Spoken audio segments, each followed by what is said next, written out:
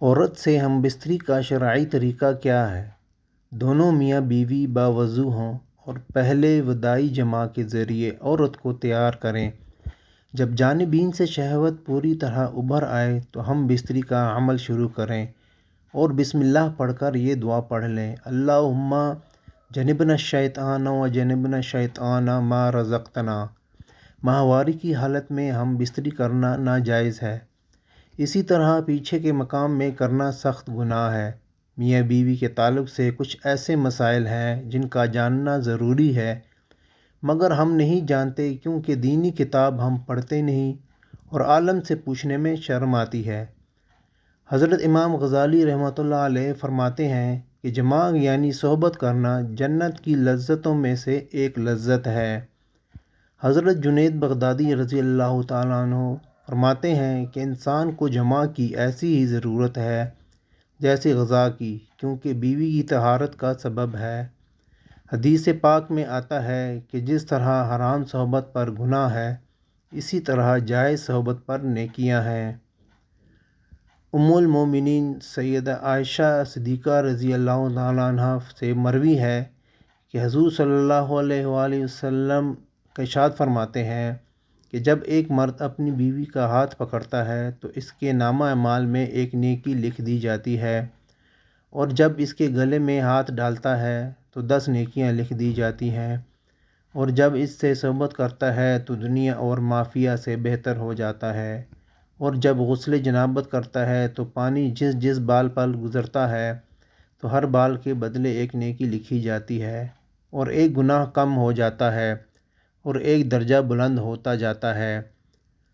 حضرت عبداللہ ابن مسعود رضی اللہ تعالیٰ عنہ سے ایک شخص نے عرض کیا کہ میں نے جس لڑکی سے شادی کی ہے مجھے لگتا ہے کہ وہ مجھے پسند نہیں کرے گی، تو آپ فرماتے ہیں کہ محبت خدا کی طرف سے ہوتی ہے اور نفرت شیطان کی طرف سے، تو ایسا کرو کہ جب تم پہلی بار اس کے پاس جاؤ تو دونوں باوضو کرو اور 2 رکعت نفل شکرانہ اس طرح پڑھو کہ تم امام ہو اور وہ تمہاری اقتداء کرے، تو انشاءاللہ تم اسے محبت اور وفا کرنے والی پاؤ گے۔ نماز کے بعد شوہر اپنی دلہن کی پیشانی کے تھوڑے سے بال نرمی اور محبت سے پکڑ کر یہ دعا پڑھے: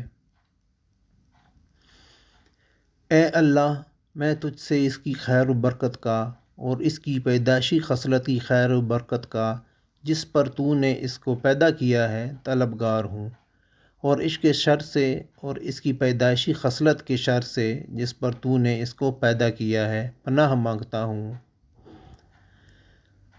تو نماز اور اس دعا کی برکت سے میاں بیوی کے درمیان محبت اور الفت قائم ہوگی انشاءاللہ۔ خاص جماع کے وقت بات کرنا مکروہ ہے، اس سے بچے کے توتلے ہونے کا خطرہ ہے۔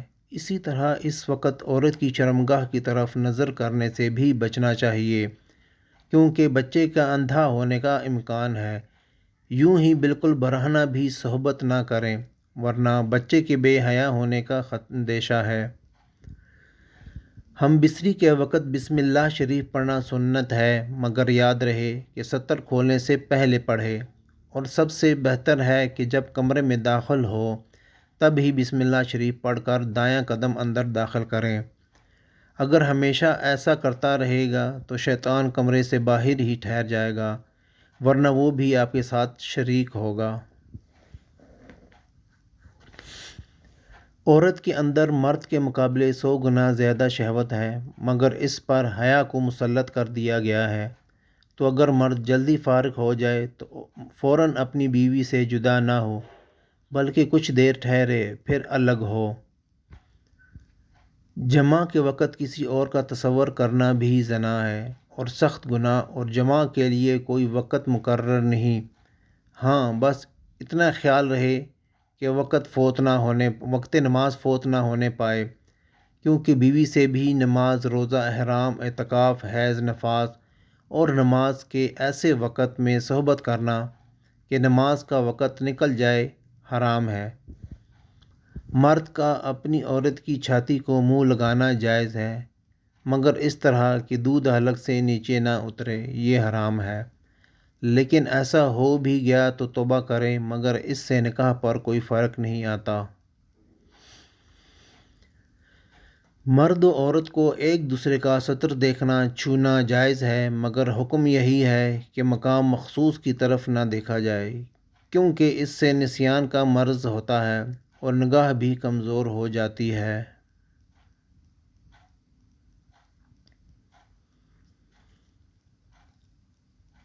مرد نیچے ہو عورت اوپر ہو، یہ طریقہ ہرگز صحیح نہیں ہے۔ اس سے عورت کا بانجھ ہو جانے کا خطرہ ہے۔ فراغت کے بعد مرد و عورت کو الگ الگ کپڑے سے اپنا سطر صاف کرنا چاہیے، کیونکہ دونوں کا ایک ہی کپڑا استعمال کرنا نفرت اور جدائی کا سبب ہے۔ احتلام ہونے کے بعد یا دوسری مرتبہ صحبت کرنا چاہتا ہے تب ہی سطر دھو کر وضو کر لینا بہتر ہے، ورنہ ہونے والے بچے کو بیماری کا خطرہ ہے۔ زیادہ بوڑھی عورت سے یا کھڑے ہو کر صحبت کرنے سے جسم بہت کمزور ہو جاتا ہے۔ اسی طرح بھرے پیٹ پر صحبت کرنا بھی سخت نقصان دہ ہے۔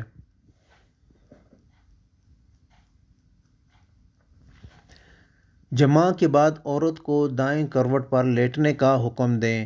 اگر نطفہ قرار پا گیا تو انشاءاللہ لڑکا ہی ہوگا۔ جماع کے فوراً بعد پانی پینا یا نہانا صحت کے لیے نقصان دہ ہے۔ ہاں، سطر دھو لینا اور دونوں کا پیشاب کر لینا صحت کے لیے فائدہ مند ہے۔ طبیب کہتے ہیں کہ ہفتے میں 2 بار سے زیادہ صحبت کرنا ہلاکت کا باعث ہے۔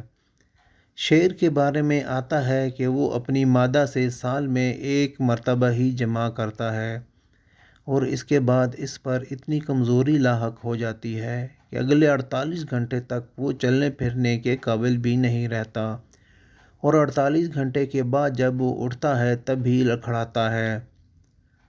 عورت سے حیض کی حالت میں صحبت کرنا جائز نہیں، اگرچہ شادی کی پہلی رات ہی کیوں نہ ہو، اور اگر اس کو جائز جانے تو کافر ہو جائے گا۔ یوں ہی اس کے پیچھے کے مقام میں صحبت کرنا بھی سخت حرام ہے۔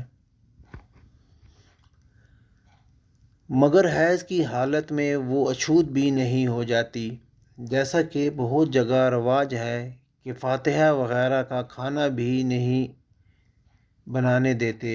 یہ جہالت ہے، بلکہ اس کے ساتھ سونے میں بھی حرج نہیں، جبکہ صحبت کا خطرہ نہ ہو، ورنہ الگ سوئے۔ قیامت کے دن سب سے بدتر مرد و عورت وہ ہوں گے جو اپنی راز کی باتیں اپنے دوستوں کو سناتے ہیں۔ عورت سے جدا رہنے کی مدت 4 مہینہ ہے، اس سے زیادہ دور رہنا منع ہے۔ حمل ٹھہرنے سے روکنے کے لیے دوا یا کوئی اور طریقہ استعمال کرنا، یا حمل ٹھہرنے کے بعد اس میں روح پھونکنے کی مدت 120 ہے۔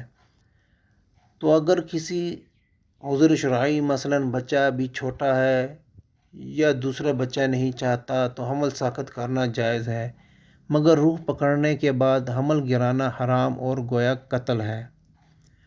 اگر کمرے میں قرآن کی آیت لکھی ہے تو جب تک اس پر کوئی کپڑا نہ ڈالا جائے اس کمرے میں صحبت کرنا یا برہنہ ہونا بے ادبی ہے۔ ہاں، قرآن اگر جزدان میں ہے تو حرج نہیں، یوں ہی قبلہ رو ہونا بھی منع ہے۔ جو بچہ سمجھدار ہو اس کے سامنے صحبت کرنا مکروہ ہے۔ کسی کی 2 بیویاں ہیں، اگرچہ اس کا کسی سے پردہ نہیں، مگر عورت کا عورت سے پردہ ہے، تو ایک کے سامنے دوسرے سے صحبت کرنا جائز نہیں۔ یاد رہے، پہلی رات خون آنا کوئی ضروری نہیں ہے۔ جو جاہل اس طرح کی بات سوچتے ہیں وہ کم علمی میں ہیں، کیونکہ آج کے دور میں جس جھلی کے پھٹنے سے وہ خون عورت کی شرمگاہ سے آتا ہے وہ بچپن میں کھیل کود، سائیکل چلانے، حتیٰ کہ اور بھی چیزوں سے پھٹ سکتی ہے، لہٰذا عقل سے کام لیجیے۔